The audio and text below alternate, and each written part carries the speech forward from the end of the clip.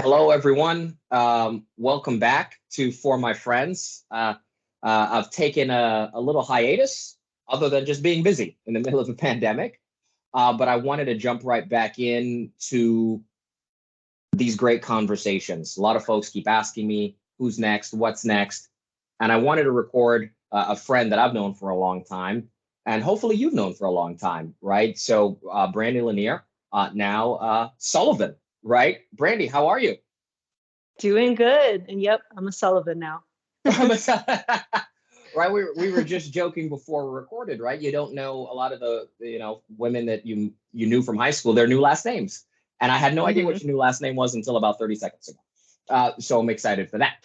um but let's jump right in, because you and I started talking about doing this almost 2 years ago now, and we finally made it Yes. back, and it was on me. You texted me and I'm like, oh, I'm not ready, I got this, kids, that, blah blah blah, work got busy, and I'm happy we can be here together.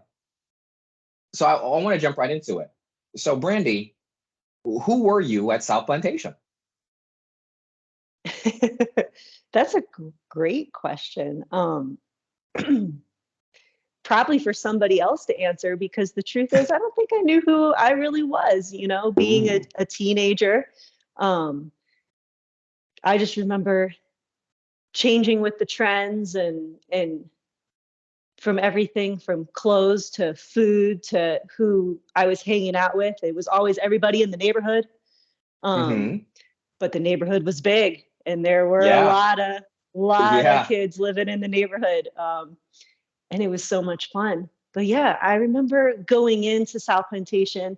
I was a horseback rider. I Oh. initially went to American Heritage and Oh, then I didn't know switched that. to, yeah, and then I switched to Seminole Middle. And public school was like a huge life slap in the face, going going from there were under 25 kids in a class at Mm-hmm. Heritage.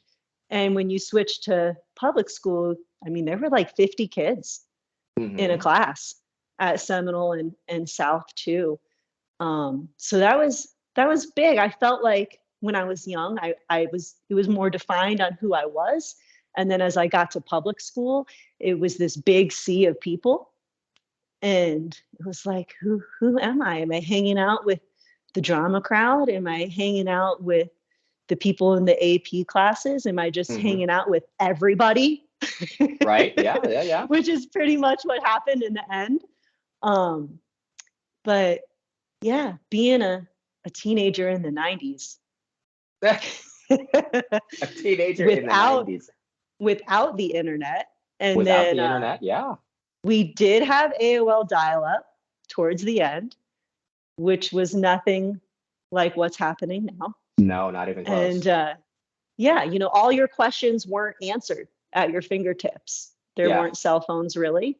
And it made for a very different kind of experience than I'm sure what your kids are going through today. Oh yeah, yeah. We had to take my daughter's cell phone away today, and she's 11. So yeah, it's a big difference. It's a big difference. So as you say that, right, that transition, private school, public school, a sea of kids growing up, Hmm. was the path easy? The path was never easy from about 87 on. Mm, Um, yeah, I was born into my family being well off, and my dad raced cars. He was a Indy car racer and an IMSA car racer before that. And yeah, we didn't really want for much growing up, and all that mm-hmm. is out there on the internet now and Netflix Right. Okay. for everyone to Okay. see.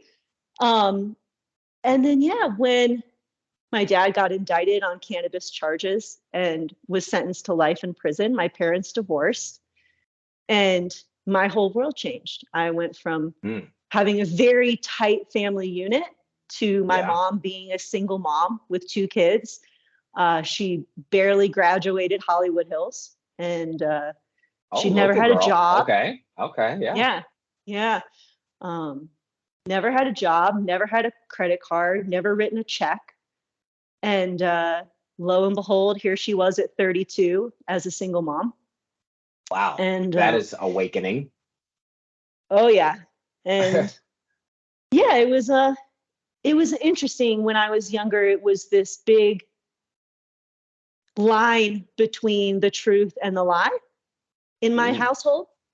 Um, the truth was we were a very put together family. We were like everybody else on the block, right? We were riding bikes, we were rollerblading, we were having pool parties. It was South hmm. Florida. That was Yeah, fun. And then exactly. there was this other lie that my dad is incarcerated in a federal penitentiary. And That's heavy. yeah, I had both sets of grandparents. One was Italian Catholic, the other was Southern Baptist. And both were adamant that this was a huge disgrace. Oh, I was about to say both Um, of those know how to hide a lie like a mother. So yeah, yeah. both of Uh, those. oh, yeah. It didn't matter if we were with other family members, if I was at school or had a job or playing sports, or, Hmm. we went to St. Gregory or St. David or both throughout the years. But we were never supposed to talk about what happened to my dad. He was gone. He was retired. He crashed in the Michigan 500. That was public sports news.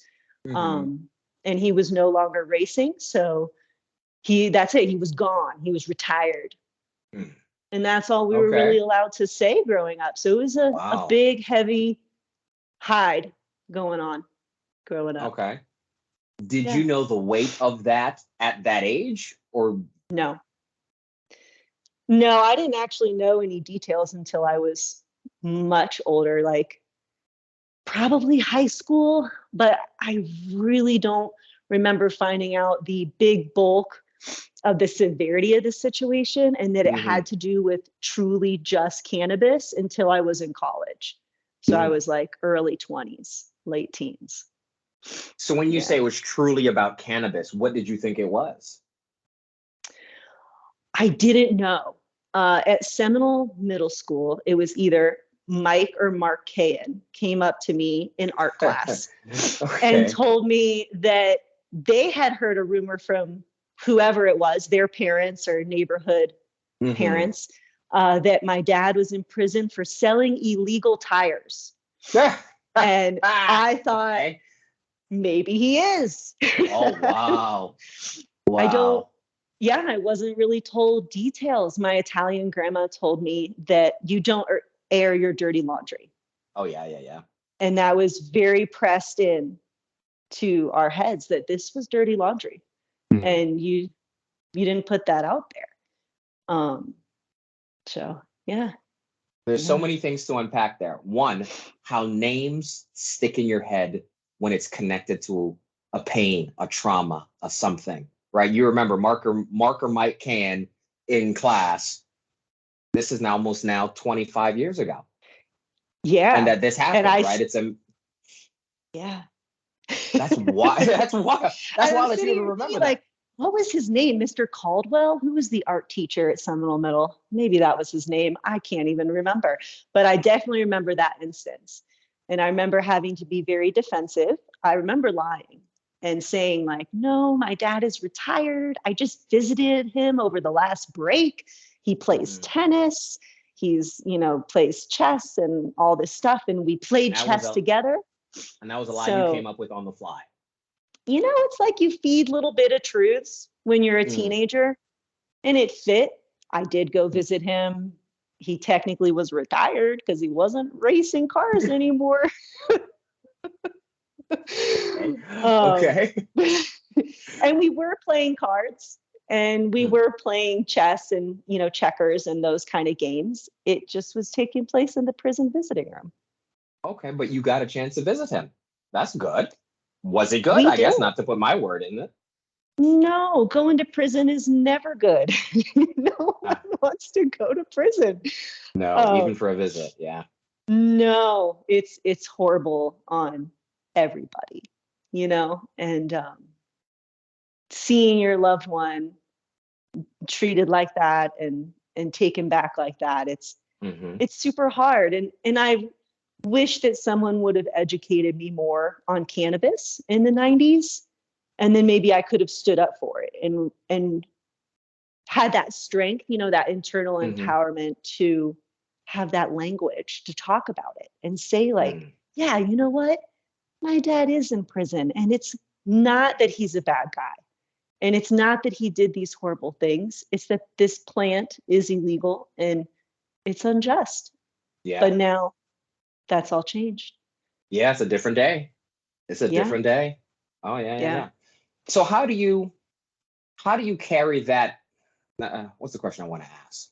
So you articulately just stated you're carrying this heavy weight of this with from your dad, right? And even the weight of a single mom, right? I got a single mom. That's a weight in itself, right? You got to support her emotionally. Certain things you can't do. Friends don't understand why you can't go certain places, whether it's mom has to work, so I have to stay home, or mom can't afford it, so that's why I have to stay home, or why I can't go. So that's a weight Hmm. in itself. How does that affect a girl that should be living her best life? I mean, we grew up in a great neighborhood, in a great part of town with good people. You know, how do you carry that weight and still live your best life as a, teenager in the 90s? I owe it all to Dana Brindley and the Brindley bunch. Okay. Shout out to Dana. Dana, call me when Yeah. you want to be on this. Yeah, her parents were married and her home was happy. And for us who had divorced parents who were going through that, it was like a haven. Her backyard was the park, which was fun. Mm-hmm. And yeah, it also became a source of encouragement, or that's not the right word. It was motivating. It was a big Motivating. motivational tool for me. I saw the path that I could go down. It could be negative. I could have turned to drug use a lot earlier. I could, I could have, made a lot of poor decisions as a teenager. But Hmm. instead, one of the best things that my parents did before their, massive Hmm. change in their life in Yeah, 87, 88 is they bought the prepaid Florida college plan for myself and my brother. there you go. And since it was in our names, it was something the government couldn't take In away. touch. Yeah, yeah, yeah. So even as I grew up, I knew that I had 4 years of undergrad paid for essentially. I'd have to get books and housing, but Hmm. school was paid for. So that was kind of the biggest motivator going into my freshman and then sophomore year was I saw the light at the tunnel. I was going to move out. Um, and it became clear that the best way for me to conduct a positive life and learn from all of this was to become educated and ride that wave on out of there. So, Mm. sophomore year, I became very focused on getting better grades, doing better. What could I join? I joined, uh, gosh, I don't even remember what the first thing I joined was. Definitely the drama club, but then, mm, oh my gosh, why can't I even think of the name of the club? Where you were with Officer Geller and you were like part of the Youth Crime Watch. That's what it was. Okay. KK and I joined Youth Crime Watch. Shout out to And KK. yeah. And student government. It was really like anything I could get my hands into, I would. Hmm. I tried to try out for sports and it turned out that I would overheat and pass out. Oh, Um, okay. yeah, so I switched to water polo because it was in the Oh yeah, pool. I remember. I remember you did a lot of water polo. I do remember that. Okay. Yeah, played water polo and yeah, I did my best. I definitely didn't do as well as a straight A student, but Hmm. by senior year I was in all honors classes and AP. I dual enrolled at Broward Community College my senior year, and I was getting the F out of there. Like There you go. There you that was go. pretty much my game plan. So it was on Oh, to Florida State from South Plantation, and trying to make a go at this life thing. this whole life thing of ours. Well, Mm-hmm. one shout out to FSU, go Knowles. Um, we hung out a lot in Tallahassee, so that was awesome to see good people up there. Let me ask you this: on you mentioned joining these clubs in sophomore year and seeing education as a path to freedom, so to Mm-hmm. speak, right? I knew these 4 years were paid for. I know I could move out, get the bleep out, whatever phrase you want to use. Joining all these clubs, were you running away from something? To not be home, to Probably. always be busy. Yep. If I could not be home, that was kind of the better thing back then. And to stay busy and to build the resume. I remember Mm-hmm. talking to a couple of different guidance counselors, and early on it was, what do you want to do with your life? And I was like, man, I'm 16. I don't just want to party. I just That's want to true. have a good time on the weekend and eat a Mm-hmm. yummy lunch. But then it was kind of slowly developing this plan as Mm-hmm. school went on of, okay, no, I do want to get out. It looks better if you're on a team. It looks better if your grades are a certain way. It looks Mm-hmm. better if your acceptance letter, just getting all these pieces of the puzzle to fit to make my way out. Mm-hmm. Um, so yeah. No, that's real too. No, I've talked to a lot of folks on this and outside of this that have talked about that. Track and field, football, drama was their safe place in high Mm-hmm. school, and it sounds Oh like yeah. you found a few of them, which is good, which is Oh good. yeah. So at not even South Plantation, did you get everything you want out of the high school experience with all of that? I think so, but I don't know any different. But as a 42-year-old adult, I listen to other people who talk about their high school experiences as being horrible. Mm, And I can't relate to that at all because agree. mine or yours or ours, everybody in that neighborhood, it was an excellent experience. I had Loved it. so much fun, and it didn't Hmm. matter who I was hanging out with. We Right. always had a great time. Um, and it ended up, I had to build that positivity for myself in my life back then. Hmm. Um, but it wasn't difficult because we had great friends, and everybody seemed to be a bike's ride away, and then eventually just a car drive Right away. away. Yeah. Yeah. Yeah. Yeah. Yeah. And as was the beach, and that was very cathartic. So I've sat yeah. next to you on the beach a few times as well. So yeah. Yeah. Yeah. That's the things that folks who don't live in Florida or California, some of these beach places don't know. A Saturday just on the beach with a handful of friends, man, money can't buy that. I mean, that's just everything. So I agree with you there. What what event do you remember the most from high school? The one that whether that was the most fun I had, or that event stuck out because of something that happened there or a person I met there. What stood out to you? What event? Oh, there's so many. Um,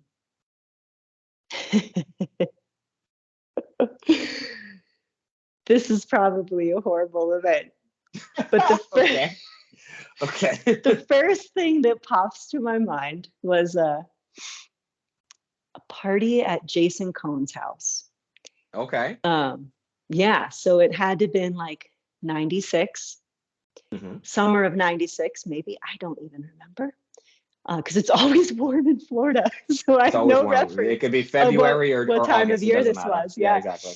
And he was going to throw a house party, and all of our beloved friends were going, and my group of girls decided that the best thing to do was to just sleep there because then nobody would be drinking and driving, Hmm. and it would just be the safest thing for everyone in the crew.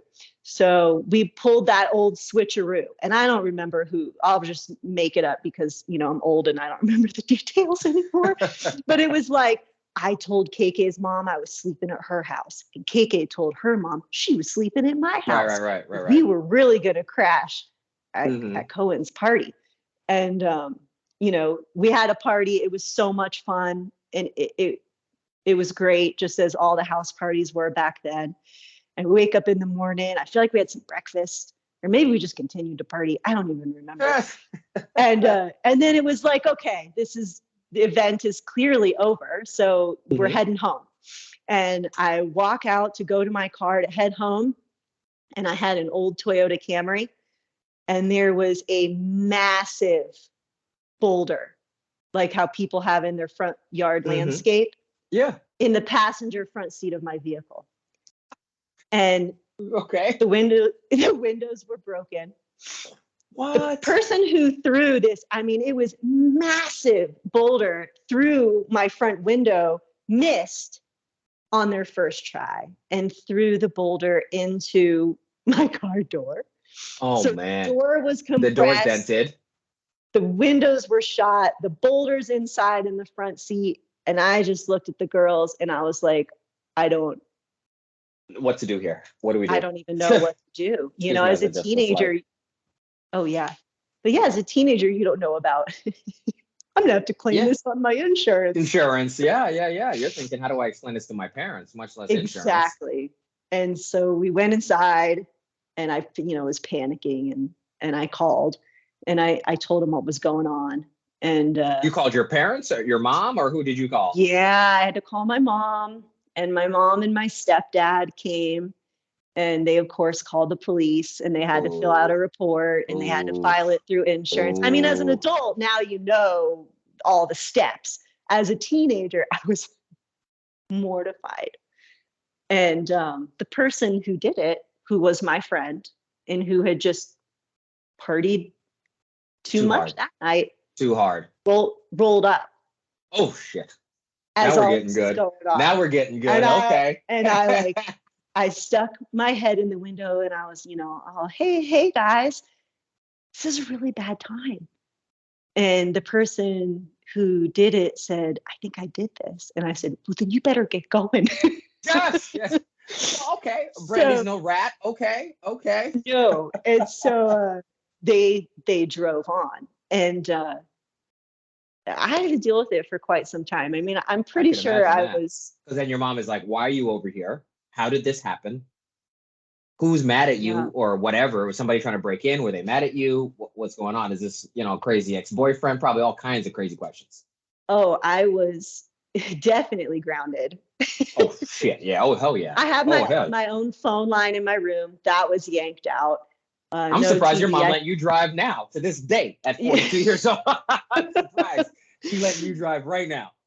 Oh yeah, Wow. it was big. And then there was also that flip conversation that happened of, are you safe at school? Is Yeah. someone Is trying to somebody hurt trying to? you? Yeah, that's what I'm saying.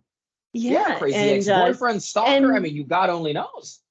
no one was trying As to a hurt parent me. of two daughters, yeah, I'm thinking the same shit. If this goes down, Right? A wait, giant a lawn lot of boulder questions. Yeah, a lot of flies questions through got to your be kid's asked. window. Yeah, why are you partying with Definitely. these people? Is somebody doing, some kind of hallucinogens? They don't know where they are. What is thousands of questions now as a 42-year-old parent myself. So Right? I get it. Was there a fight? Was the boulder aimed at you? Yeah, were you Um, there? Did you see it? and they didn't buy it because I wasn't there and I didn't see it and I didn't Yeah. know what happened. And I kept trying to explain this and they just weren't buying it. Oh man. Well, sometimes the truth is the hardest thing to Oh, believe because it's like, wait, no, this can't be right. yeah. That's But I okay. still stayed friends with that person. And even years down the line in our late 20s, we hung out together at the Elbow Room. And Okay. yeah, Did they offer to yeah. pay for it or anything like that? Not No, that the we were in high teenagers would have that kind school. of money here and whatever. Yeah. No, he wasn't all, what's your deductible? What? No. Can I cover your $500 deductible? Yeah. How do we make There this was right? there was none of that going on at Oh, 16, that's 17 funny. years old. Yeah. That's funny. Well, that's a hell of a story. Okay, I'm happy I asked that. That's a hell of a story. I know, but Okay. there's so many better ones. But like you said, is the first one that stuck to mind, right? Sometimes it's those that you're just like, Oh oh yeah. shit, I don't believe that happened, and that sticks in your mind. Yep. Oh We all yeah. have a lot of those. If we are like, oh, what's the worst thing that happened at that place? Oh no. What's the best thing that happened? And sometimes you think about the worst thing because you get the most laughs out of it. You tell that story the most. You get the, it's the one that gets the Hmm. laughter at the party, and you're just like, you guys won't believe what just happened. That is wild. That is wild. So as you Yeah. say that, sorry, 17 years old, you don't know this stuff. Would your 17-year-old you see 42-year-old you and recognize you and say, "Oh, I saw that coming"? Oh no. No, no, no. Um, when I lived in South Florida, so it's like end of the 80s, early 90s on through my late 20s. I moved at 28 years old. If you would have asked me at any point in time, even just the year before at 27, I would have said I would never live anywhere that you couldn't wear your bathing suit year round. Right. If you Agree. couldn't wear flip flops every day of the year, that was not for me. And yeah, I did grow up a little bit in Colorado above Boulder and Nederland. And I remember that. And I got a job offer. And I thought I'll just go try it out for a little bit, see what this job is about. And now I've been in Colorado going on 15 years. So, and Oh, slowly I didn't know. getting more remote. Yeah, yeah. No, I didn't know you were out there that Yeah. long. Oh, for some reason, I thought you Mhm. had moved somewhere else before moving out west.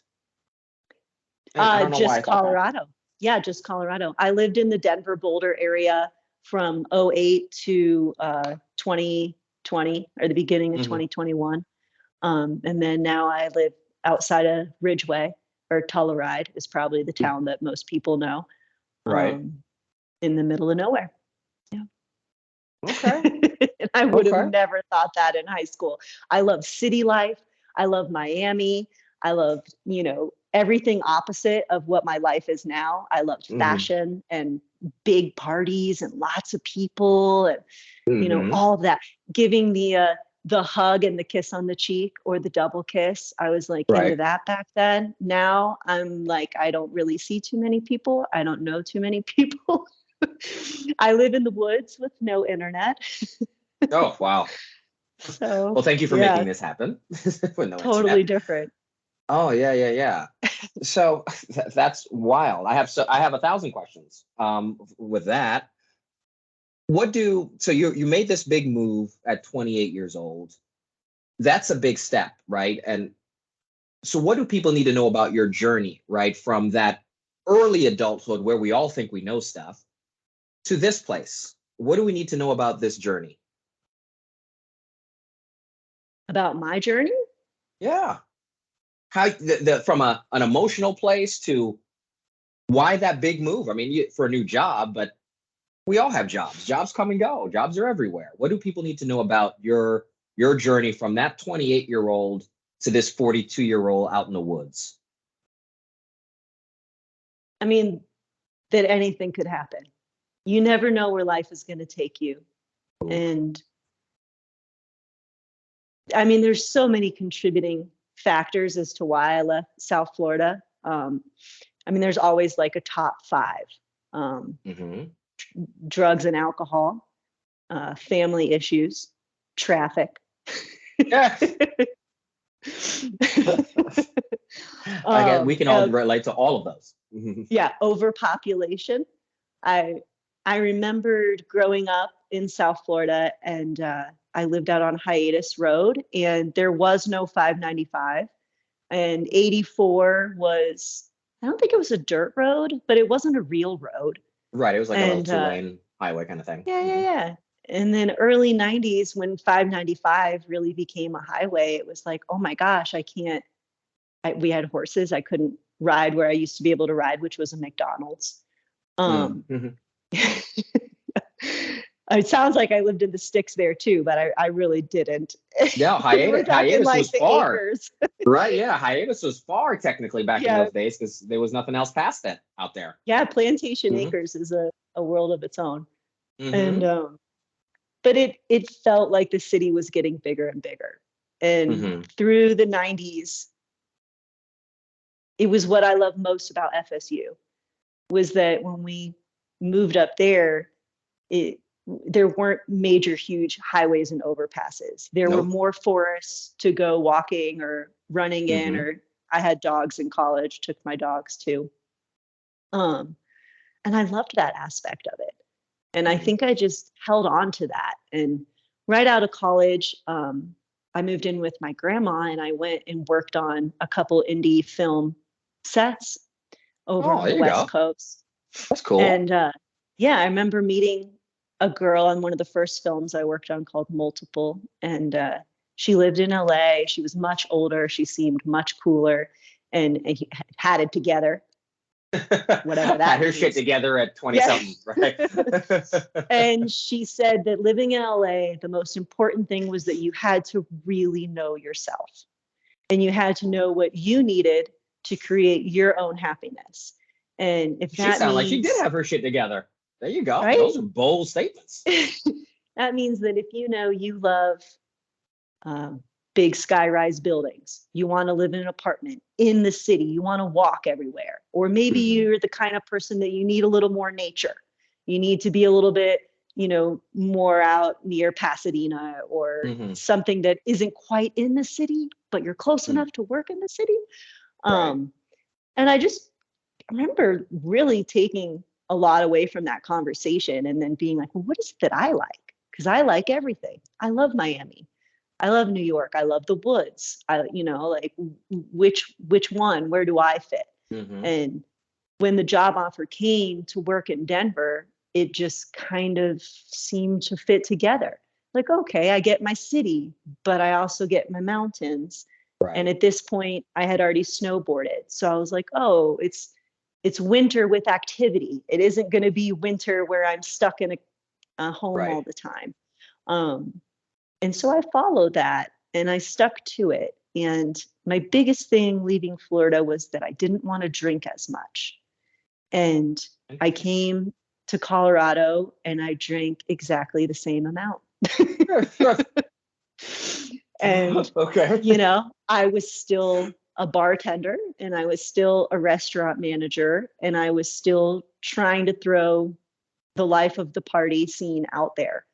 And I loved it. And I had so much fun then too. And I started teaching pre-K.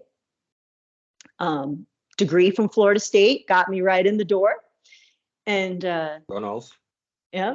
And slowly but surely I started to learn that going out and partying every night was not conducive for talking to 15 sets of parents at 8 a.m. So it started to dial back more. And as I got older and I drank tequila a little bit more here and there, I learned that I was losing groups of friends because of drinking. And one day later in my late 30s, due to a medical condition, I was on some supplements and one of them had an adverse effect to alcohol. And I thought, okay, this is it. I'm not going to drink alcohol. And I was probably about 3 or 4 months into taking the supplement and not drinking alcohol when I cooked a massive lamb feast. And I had probably 6 to 8 people at the dinner. So it was intimate and we had a lot of food because that's how I roll. And yeah. The Italian side of the Italian side of your lineage, yeah. Okay. Yeah, there was nothing Italian about this particular meal except for I guess that ambiance. But it was lamb and it was Icelandic lamb. And so I wanted to have a glass of fine red wine with my fine meal. Yeah. And I was a little bit into eating food and I took a sip of my wine and I almost immediately got sick. And I looked at my girlfriend sitting next to me and she's like, it's not good. And I was like, it's not good.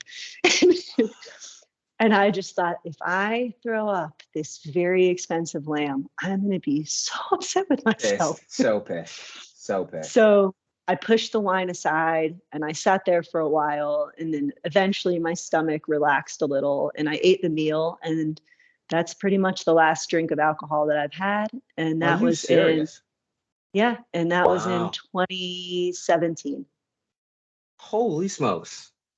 Yeah. Well, that's fantastic. And it's been a learning experience. I did it differently. A lot of my family members are in the program, whether it be AA or NA, but they have a program and a track and a sponsor and everything. Yeah. And me, it's just a choice.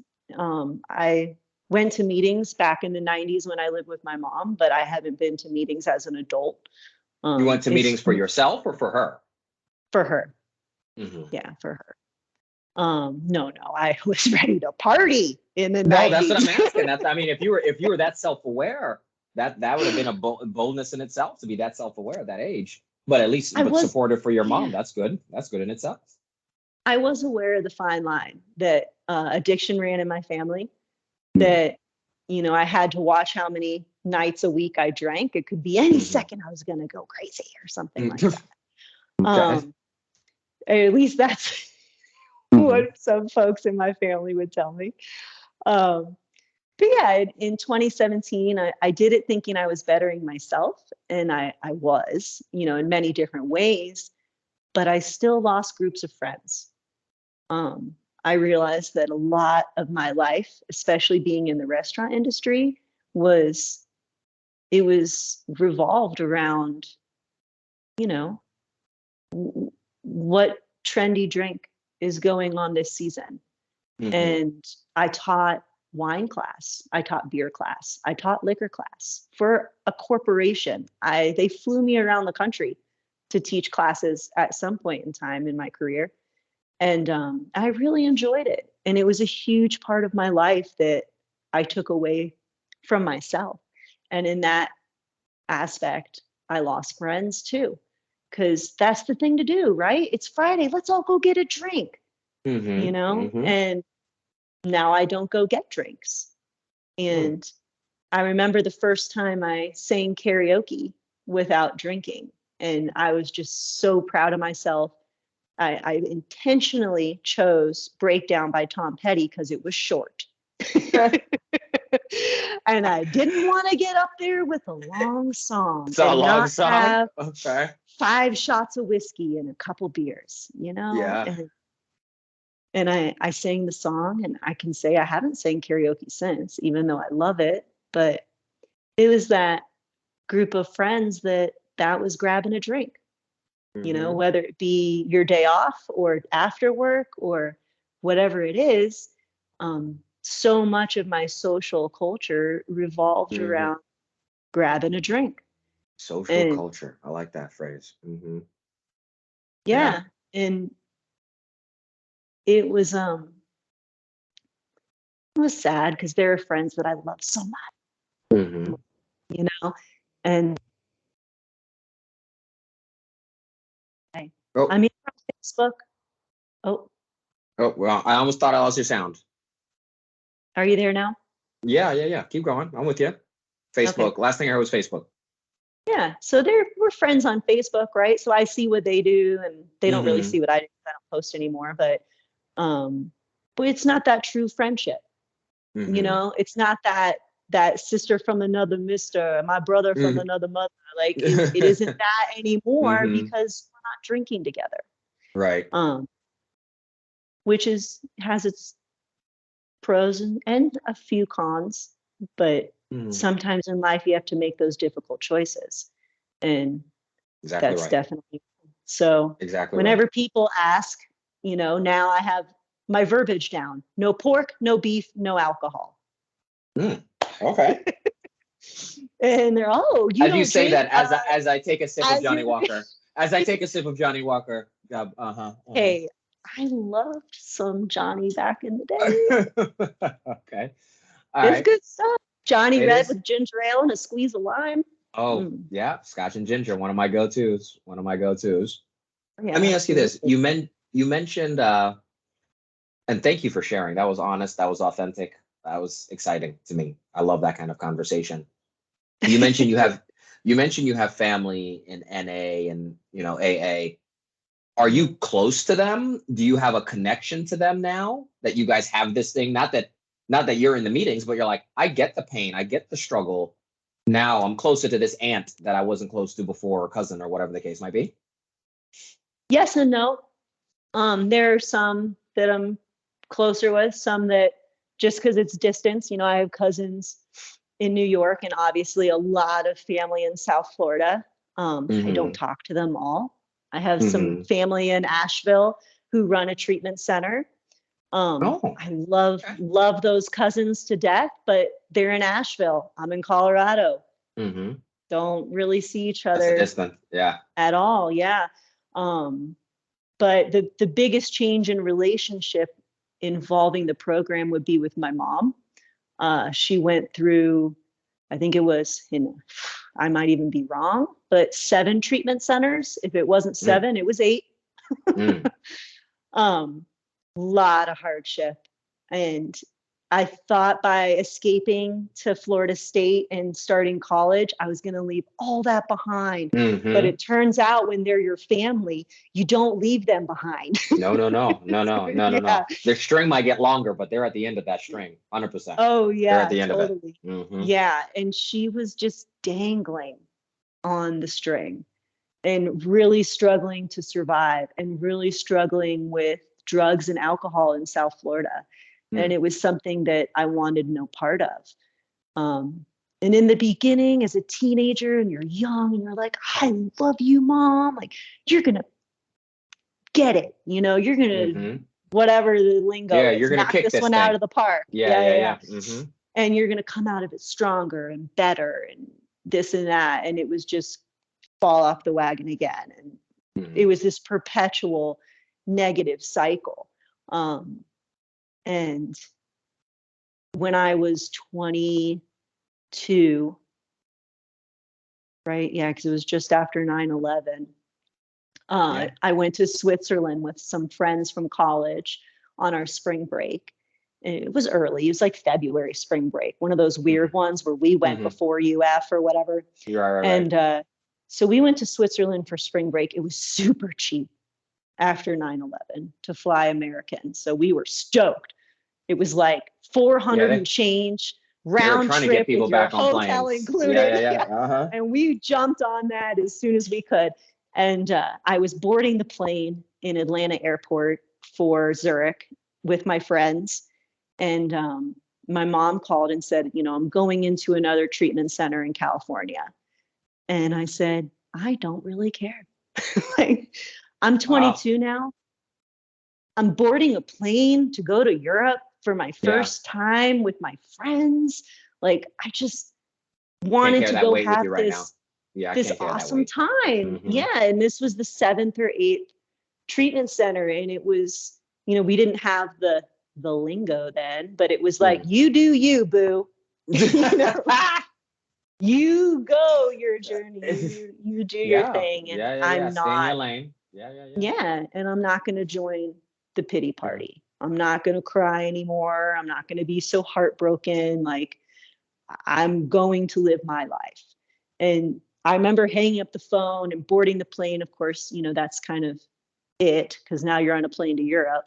There weren't phones on the plane. Can't do anything about that now. Yeah, there's no Wi-Fi. They can't do anything about that back in those days. Yeah, and I just remember thinking, like, I made the biggest life choice, you know. And it was like, you get clean and sober and we'll have a relationship, and you don't, and I'm just gonna go do my own thing. And and I came back, and it was more time that she was in this particular treatment center, and then she came home, and she's been clean ever since.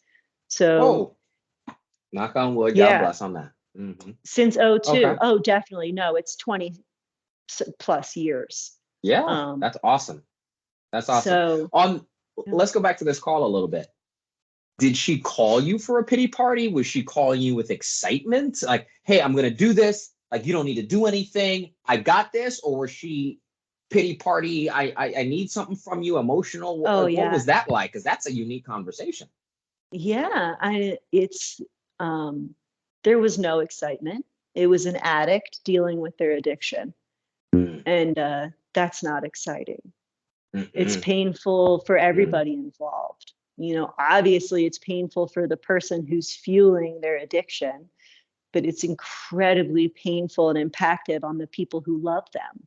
And it doesn't matter who you are or what you are. It doesn't matter your gender or your race or your economic status. Addiction doesn't care about that, and pain doesn't care about any of those things either. Yeah. And when it's your loved one, you know, it's incredibly difficult and incredibly challenging. I've been there on the other end of that call, so I know exactly what you're saying.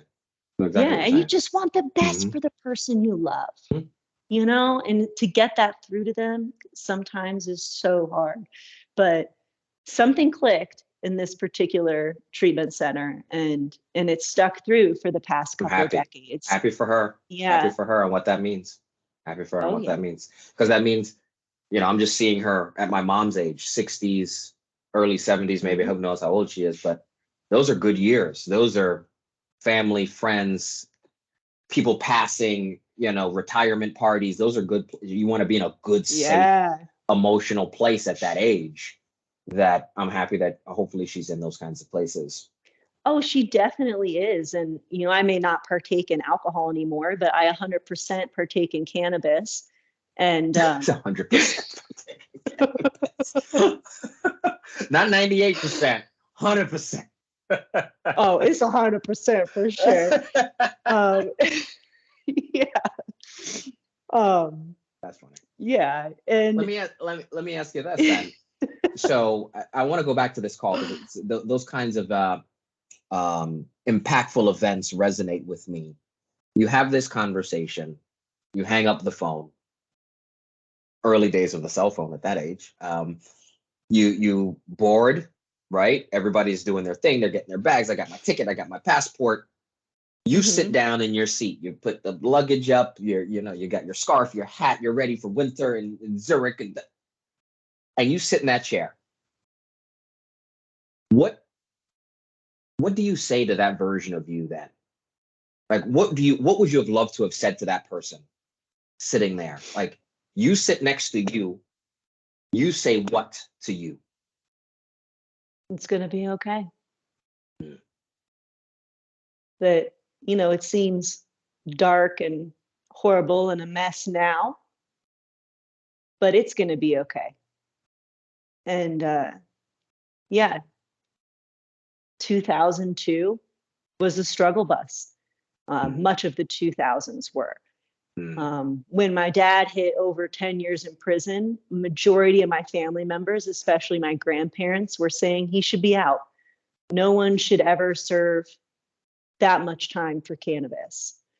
Um, and, you know, my mom made her own choices by all means, Hmm. but Hmm. that definitely weighed heavy on her and the choices that she made. And I could imagine. um, there were a lot of those years from the 90s and the early 2000s that it seemed impossible. It seemed too dark, too horrible, no shits given. You know, there was no way out of it. Um, whether we're talking about one parent having an addiction issue, another parent being incarcerated. Hmm. Um, Both heavy. yeah, it just seemed like it was always going to be dark and negative. Hmm. And yeah, I would look back and say now, like, it's okay. It's all going to work out. Hmm. And when you least expect it, Mm. the unexpected will happen. There you go. You know, the Hmm. impossible becomes possible when you Hmm. least expect it. I would tell myself to have hope. I gave up hope in the 90s for sure. Um, That's powerful. yeah, I it was, you know, I held on to it for a long time, but then there was my mom preaching to me that, like, your dad's never coming out of prison.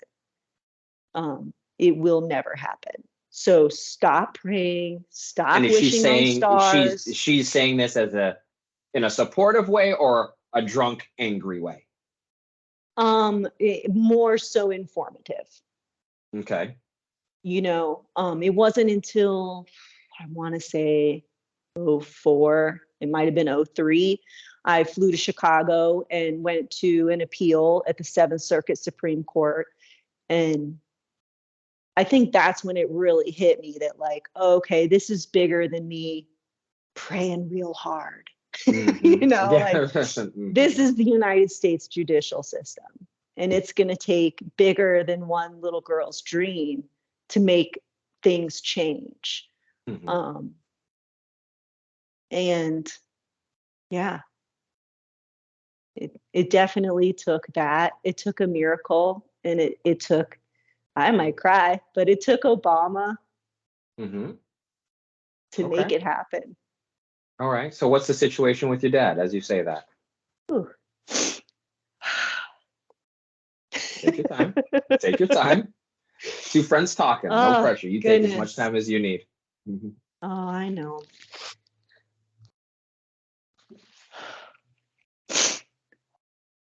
I still can't make it through my dad's Netflix special without crying when he talks about Obama too. You know what? People have told me to watch it, but I knew I was going to talk to you, so I didn't want to watch it. I wanted to talk to you Oh, first. okay. I Gotcha. purposely said no. I said no. I want Oh, to talk okay. to you because I want to get this first so I can have the knowledge there. I didn't want Yeah. to kind of assume anyone's version of your story or your family's story. Gotcha. Okay. So, Yeah, it's pretty so good. what, They did a good job with it. where's your, what's the situation with your dad now as you bring this full circle currently? Um, yeah, so he, and I don't know the details of it, but hired a very excellent lawyer and took it to who it really needed to be taken to, who was Eric Holder at the time, the assistant attorney Older? general for Yeah, Obama. of And course. yeah, and so my dad was released in 2014. There you go. And Love yeah, that. it's amazing. It Hmm. was all those impossibles became possible. Possible. Wow. Yeah, yeah. How's your And relationship with him now? it's pretty excellent. Hey, Yeah, that's yeah, they awesome. were just out in March for my mom's birthday. They came and stayed at our tiny house cabin on our land, and we did an Airbnb in Glenwood, and it was just it was an awesome weekend. We had a great time. We had all those stories that I'm sure everybody's family talks about. We went to Aspen, and Hmm. I've been there recently because it's just a few hours away, but they hadn't been there in 40 years. So every corner was like, oh, 40 years ago, these trees were this high, This whole side of town didn't exist. Yeah. Exactly, exactly. And I know those oh, conversations. we just had a blast, Hmm. and it's all the things that I couldn't have dreamt of. Hanging out with both of my parents, with my dogs and my husband, and we're smoking legal cannabis that no one can get in trouble for. Or And yeah, it's a regular thing, and it's safe, and that's so fantastic. And good for you. yeah, Good for you. yeah, Good for you. yeah. So your mom and your dad, are they back together? They got remarried last year. What? Yeah. Now that's full Yeah. circle. Holy smokes. Yeah. Okay, there you go. Yep. I wasn't expecting that turn in the story. Okay. Yeah. You got it. You and your brother got to be excited about that. Oh, yeah, absolutely. I did not make it to their wedding. I was told it was very informal, very casual. It was on the beach and it was no big deal. And then when it was all happening, it was like, I wish I was there. Oh You know? yeah, yeah, yeah. Even if you were just standing in Yeah. the courthouse with them, that is amazing. Oh, That's yeah. amazing. Okay. Hmm. See now I wouldn't want to Yeah. know that, and then you tell me this, and I'll be like, okay, I knew that already. Now that's heartwarming. I love that. That's awesome. That's awesome. Yeah. Okay. Yeah. And I mean, the Awesome. biggest feat, my dad was able to, we didn't have an aisle, we were outside, but he was able to walk me to Kevin, my husband, on our wedding. And I mean, that was huge. That was something that That is I didn't amazing. Oh, think you would cried like a baby, ever I bet. take place. You cried like a Oh, baby. I know it. I know you did. I know you did 100%. I I want to cry because I that's amazing had to come to that place. You did like your dad, you weren't at graduation, you weren't at prom, you weren't at the college graduation, you didn't help me on my first resume, my first job, but here you are at my wedding. The things that Mhm. nobody told me would exist. And here you Mhm. are. Man, oh man. Yeah. Yeah. It's great stuff. That is that's awesome. That's awesome. That's awesome. So Yeah. I would normally want to end there, but we've been talking for so long. We haven't even gotten to who are you now? what are you? I mean, we know we live outside of Telluride in Colorado, but who are you now? Mhm. Tell me that. Yeah, I'm just me being me. I work as a vet tech as a clinic in town, and not I don't work as a vet tech. I don't even know why I said that. I work at a vet clinic. Mm-hmm. I am Okay. not a vet tech. Um, but yeah, I work at a vet clinic, and I love animals. I always have, and Mm-hmm. um, I am a person who now loves solitude. I'm grateful for it. I I definitely learned that I'm also a person who loves the internet. Yeah. Yeah. Absence makes the heart grow fonder, I guess. Yeah. I miss permanent cell phone service and Wi-Fi Mm-hmm. and Netflix and Hulu and Disney Plus and all those great things. Answering your questions when Mm-hmm. we have a lot of house projects going on our land. We have 40 acres. And Wow. yeah, That's cool. we live in a tiny cabin and a big shop. Our garage is more than twice the size of our house. And you can't just Google, like, oh, I want to do this home improvement project. I'll watch a YouTube video on it. Oh, I don't have internet. Yeah. So you got to drive 30 minutes to town if you want to use some permanent internet. Oh Um, wow. yeah, and back in those South Florida days, that was not for me, man. I wanted the city life. I wanted to be a part Mm-hmm. of it all and Right. running the show. And now it's, that I'm thrilled when there's creatures in my front yard. Yeah, When that's pretty there's cool. deer and elk and turkey, and we have a badger, but I haven't seen it yet. Mm. And Okay, a badger. Okay. yeah, Not and gonna see those walking down Broward Boulevard anytime soon in Plantation. So okay. definitely not. Hey, you can't even see it when you go past its burrow once or twice a day. Oh Um, man.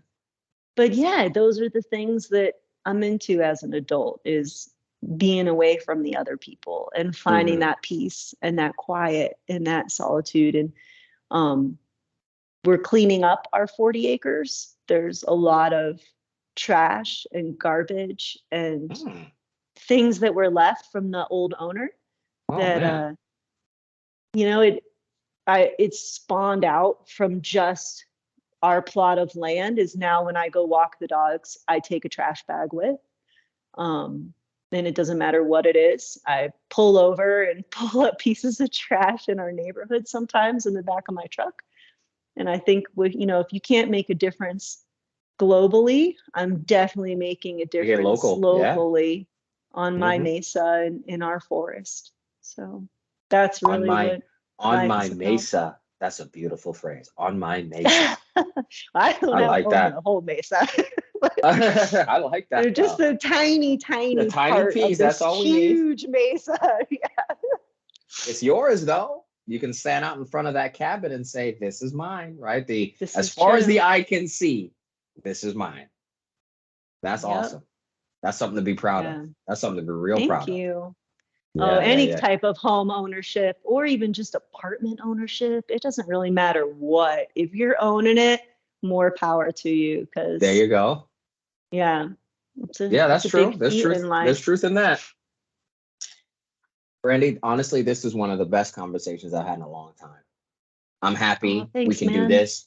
We've been texting for years about this, and we had some really good party times at FSU and at South Plantation. But to see this mature, aware version of you is fantastic, Oh, and thank you. to know your truth from you. Like I said, I purposely didn't want to watch the Netflix because I wanted to hear your version from you as a friend, as a person I know, as a person I can claim, like, oh, I know her. She's a friend of mine. I know she's good Hey, people, we you live know. 5 blocks away from each I other know, growing that's up. what I'm saying. I used to walk past each other going to school right on the way. So no, I know that. So I'm happy for you. You sound at peace, you sound self-aware, you sound authentic, you sound healthy, and I'm happy for you. I'm so happy for you. Oh, thanks, man. Thank I'm you. happy for you. I'm happy for you. So I want to wrap up. I appreciate the time. I don't want to take up too much of your time because I know you got to drive back to your mesa, and be with your husband. That sounds like he's taking good care of you. So happy for him and the life partner he's chosen. So thank you for this. I appreciate it. I will keep you in the loop on when we start, when I post it, so you can check it out and all that stuff. Hopefully you have your internet by then, and we'll take it from there. Absolutely. Yeah, and I don't Thank want you. to take up your time. I know you have a beautiful family and you're doing all sorts of great stuff. So, I'm trying. They're hectic, but I wanted to come back to this on a side note. That's why I wanted to come back to this, because as you say, be who you are, and go through your journey. This makes me feel complete. Engaging, talking, these podcasts, whether one person watches them or 1,000 people watch them, this makes me feel complete. I can go the next 2 weeks fresh, refreshed, and I can pour myself back into them because you were able to pour into me about love and trust and a journey, and it'll be okay. And that makes me complete. I was very tight, when life is hectic and crazy, and I found myself tight, and I'm like, I need to go back to my happy place, and my happy place is here in these conversations and doing this kind of stuff. I don't know. I still don't know what to call it yet. Podcasting, whatever, video. I have no idea. Blog. I have no idea. But this is to me the best version of me, engaging with my friends and having really sincere, authentic conversation. So thank you. I love it. Absolutely. Thank you.